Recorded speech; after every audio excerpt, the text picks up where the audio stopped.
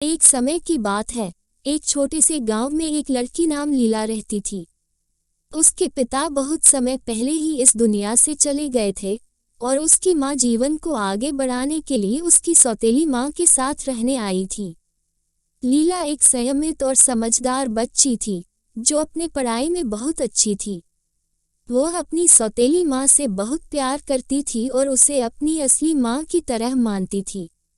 धीरे धीरे उनकी जिंदगी नाराजगी और अत्याचार से भरने लगी।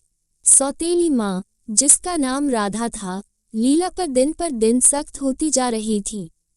वह उसे बढ़ती उम्र के कारण साथियों के साथ नहीं जाने देती थी, स्कूल के दोस्तों से मिलने की इजाज़त नहीं देती थी और उसे जो कुछ चाहिए था वह उसे नहीं देती थी।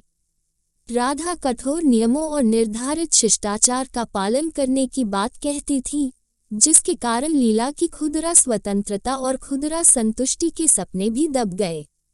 राधा के एक दिन लीला ने स्कूल में एक कार्यक्रम में हिस्सा लेने का मौका पाया। वह बहुत उत्साहित थी, लेकिन जब उसने राधा से यह मांगी कि उसे कार्यक्रम में शामिल होने की इजाज़त दी जाए, तो राधा ने बिना किसी वजह के इसे मना कर दिया। लीला निराश हो गई, पर वह ठिठोलियों से हारने का निर्णय नहीं लेने वाली थी। लीला ने गांव के पुराने पुस्तकालय में एक अद्भुत कहानी की किताब पाई। उस किताब में एक बहादुर लड़की के बारे में थी जो अपनी सौतेली माँ के अत्याचार से निजात पाती है।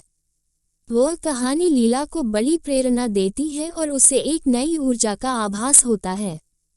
लीला ने तब एक निर्णय लिया कि वह अपने अधिकारों की रक्षा करेगी और स्वतंत्रता की लड़ाई लड़ेगी। उसने राधा के सामर्थ्य और उसकी अत्याचारी आदतों को खत्म करने का प्रयास किया।